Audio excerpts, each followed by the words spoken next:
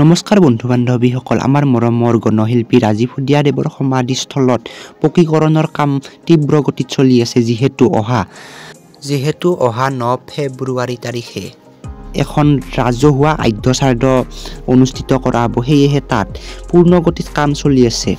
অহা 9 ফেব্ৰুৱাৰী তাৰিখে গণশিল্পী ৰাজীৱ শদিয়াদেৱক ভাল পোৱা সকলোবোৰ গুণমুগ্ধই এই স্থানত ভিৰ কৰিব।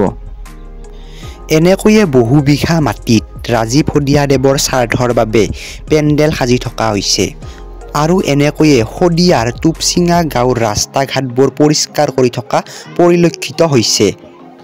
আমাৰ মৰমৰ গণশিল্পী ৰাজীৱ শদিয়াদেৱৰ বিদেশী আত্মাৰ সদ্গতিৰ বাবে আপোনালোকেও এই শ্ৰাদ্ধখনত উপস্থিত থাকিব বুলি মই আশা কৰিলোঁ। এনেকৈয়ে তেওঁৰ সমাধিস্থলৰ কাম পূৰ্ণ গতিত কৰি থকা পৰিলক্ষিত হৈছে।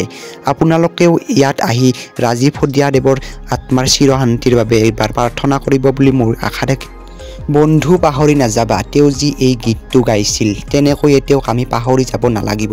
তেওঁ যিবোৰ গীত আমাক উপহাৰ হিচাপে দি গৈছে, সেই গীতবোৰক আমি অমৰ ৰাখিব লাগিব আৰু তেওঁক আমি সদায় আমাৰ হৃদয়ত ৰাখিব লাগিব।